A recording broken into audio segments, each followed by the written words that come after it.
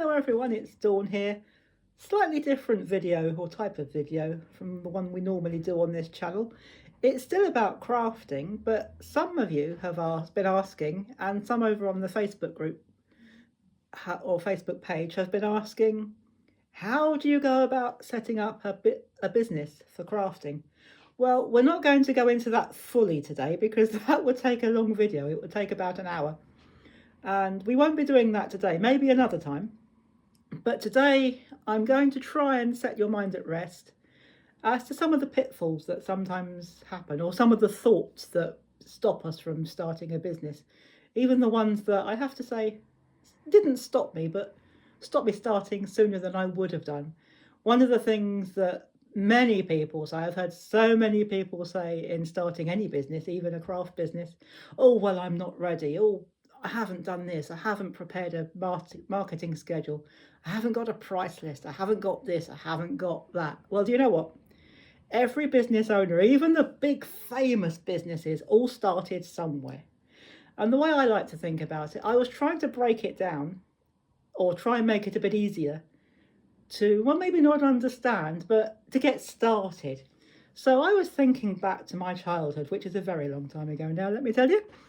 And I was thinking about the fun that children used to have and still have when they have the opportunity of building a snowman. Now, when you start to build a snowman, it's far from perfect, but you do get there in the end. And building a business is a little bit like that. So I've got about 3 or 4 different diagrams to show you to hopefully illustrate how we get started. So like a snowman, every business starts with an idea, but every snowman starts with a snowball and a pile of snow, a bit like this.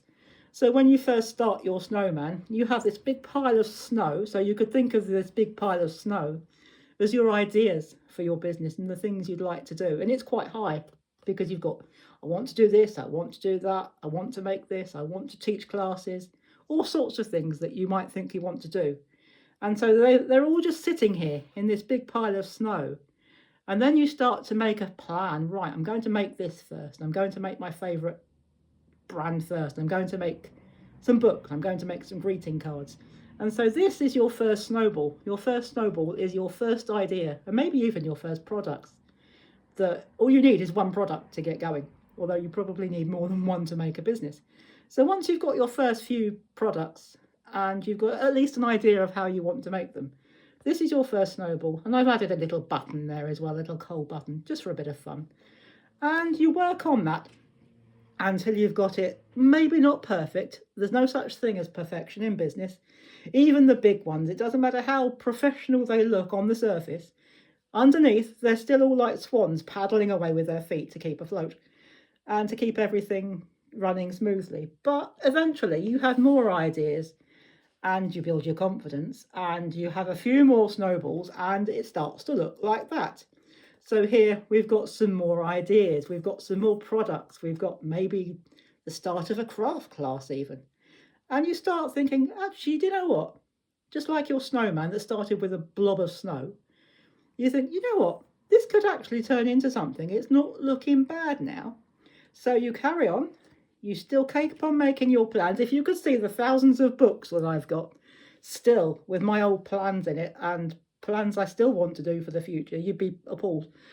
Everything looks, from this side or your side of the camera, everything looks, well, it might not look perfect, but it looks organised. I can tell you it's not. So I've still got things out of shot, which are going to stay out of shot for at least for the time being, that are still in the note stage. I've got projects, I've got classes that I still haven't written, and a massive craft program that at the moment is still in a notebook with just headlines and ideas and goodness knows what. And that's what you do. And you keep on working on those ideas and those scribbled notes, or if you're tech savvy, you might type it up on one of these gizmos or whatever you want to use. And eventually your business starts to look like a really, really good snowman. It doesn't have to be that tall. And you add the finishing touches. You add the scarf, you add the nose, you add the hat. Now, I just made this out of card. And it's not a perfect snowman by any means, because if it was like that, it will probably just rock and fall over. But we've still got a slightly less a smaller pile because some of these ideas that we had in our first snowman have been used to build the big one. But again, it's not perfect, but it's functional, and that's all you need to do. And if you're interested, if you're one of those that are interested in making your craft into a business, we're going to have one win that you can take away based on my what I call my snowman principle. So what you do, once you've got it not perfect, but functional, what you need to do, we're going to do this right now. We're going to have all you need is a piece of ordinary paper. I'll show you what's on the back in a minute. You might just about be able to see through it, but you won't be able to see what's through it, but you will in just a second. So you start, this is just a piece of ordinary inexpensive, we don't say cheap anymore, it's a piece of printer paper. And so on the other side, what you do, you draw 3 snowballs, and the top one, you make a face so that he looks like a snowman. Now again, this doesn't have to be, these 3 ideas don't have to be your final ones. And I do apologise that this is back to front, but that's because I've got the camera flipped. So what I'll try and do, if I move my chair over a bit, I'll read them. So we start at the bottom. So it says, is it a, or it is a, so it'll either be service-based or product-based. Now, if you're going to be selling your products, obviously it's a product-based. So you'll fit in that blank, that bottom blank down there, you'll put, it is a product-based. So what I want you to do, if you're interested in starting your business, is draw your first circle. And if you want to sell your products, you put, it is a product-based business. And then you've got that first snowball, that first one, back down here. Where is it? There. So then you've got that first one filled in. You don't have to do it like that. Oh, sorry. You don't have to do it like that. You can just draw a circle like that. Or if you want to take it a step further and make a cardboard one, you can. It's entirely up to you. But I would suggest putting it on a white background, because if you put it on a dark background like the other one was, unless you use a marker pen, you're not going to see your work writing. So you put on that first one, it is a product-based business. And then you draw a second circle here, and it says, and what you're doing then, once you've got the idea, and you've got one or two ideas, even if you haven't made them yet, but all you need is 1 or 2 ideas of products that you want to sell, the things that you love to make. Because the things you love to make are the ones that you will make the best, and they'll probably be the ones that sell the best. Because if you love making them, the quality will be better because you love doing it. There's nothing worse than someone asking you to make something that you absolutely hate making, because that's not going to work, because you'll be making it with resentment.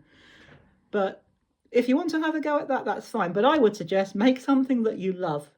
And I would say start with no more than 6 to 10 items. You don't want to overwhelm yourself at the beginning. And so then you need to start thinking about your brand. Now, you don't have to do this in any great detail at this stage, but you do need to have it's a good idea to have an idea of what you want to do. So my brand colours will be, well, as you know, mine are orange. You can see the orange walls behind me. I've got an orange jumper on. I had an even brighter orange jumper on this morning, but I changed it because I got coffee down it. But that's because I wasn't looking where I was going, and I committed the ultimate sin, walked around the house, holding a cup of coffee, not looking where I was going. And I knocked into the side of my cupboard and spilt coffee everywhere. But anyway, don't do that. So that's your middle one, your middle circle of your snowman. Have an idea, but choose your favourite colours, or colours that are appropriate to if you've got a particular theme. So if you like rainbows, you can use any colour within the rainbow. And your colours need to reflect your logo, the image that everyone will recognise, and your name. So your logo will be, and how you will create it. So again, at this early stage, these don't have to be the final ideas. This is just a rough idea of what you might do just to get you started. You need to get over that first level, that first blanket of thinking, what the heck am I going to do? How am I going to do this? What are my colours going to be? So you need to do that. Now, in a minute, I'll tell you how I arrived at mine, but if you don't already know. So my brand colours will be, or might be, if you haven't decided yet. My logo might be or will be. And you will say how you will create your logo. Will you use a stamp? Will you use an image you've already got? A photograph. I used a photograph, for example. And then your top one. I can't read backwards. My business will be, well, it will be online, offline, maybe a little bit of both. Will you do live sessions? Will you create business cards? That's this one up here. I know it's difficult to read because from your side it's backwards because, as I say, I flipped the camera. But so what you need are three things. Let me just put that down out of the way. You'll need, well, they're not three solid things. They're three ideas. You need your business idea. What are you going to call your business? Now, I'll give you an example. And when you do decide what you want to call your business and you go live and you produce your business, promote your business, that's the word I was after, not produce, and that, I would suggest, everybody loves a story. So make sure that you tell the story. So for those who might not already know, the reason I called my business First Light, and when I've called my channel First Light, is because I wanted a name of a business, not necessarily that reflects what I do, but I wanted it to reflect my own name, Dawn. I wanted to use originally Sunrise, but someone beat me to it. And the other problem was that not far from where I live, just up the road, there is a nursing home called Sunrise. And I thought that might cause a bit of problems. Two companies, different companies with the same name, that might cause a bit of problem. And they were already starting up, and I thought, no, I won't complicate their lives. I'll think of something else. And first of all, I thought Daybreak. I was going to call it Daybreak Creations. And I quite liked that, and I couldn't find anything else that was similar. No one else had pinched that idea, but I wasn't quite sure I liked it. But then I'm not quite sure how I came about First Light. I think it was because I saw a photograph and it had that first pinprick of light at the early sunrise, and I thought, oh, I like that. And I thought I couldn't use Sunrise, and I thought First Light, and everyone, well, I tested it out on several people. What do you like best? What do you like? Do you like this, this, this? And I used Daybreak and Sunlight. I did use Sunlight, and I used First Light, and everybody, well, most people anyway, seem to like First Light. And of course, it's another word for sunrise, which means dawn. And why do I use orange? Because sunrises, not always, but they at least have orange in them. So that's how I came up with my brand name and my brand colours. So that's what you need to do. Find your story. Find what works for you. So just to recap, you need to start with a name. So, and again, at this early stage, it doesn't have to be the final name, but it's a good idea to have, it's always good to have an idea about what you want to call it. So, but what I would suggest is don't just use your own name. For example, don't call it Sarah's Crafts, because no one will know who Sarah is at this stage. They might do, or hopefully they will do when you establish your business. But when you first start, no one's going to know your name. No one's going to know who you are, apart from your friends and family, of course.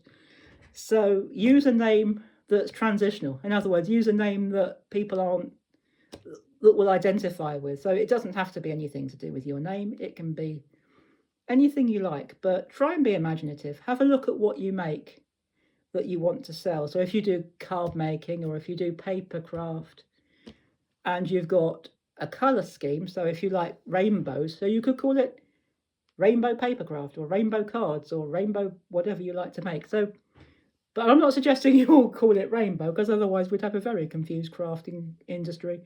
So start with what you know, start with what you love. Pick a name or a suggested name, then from there a colour scheme.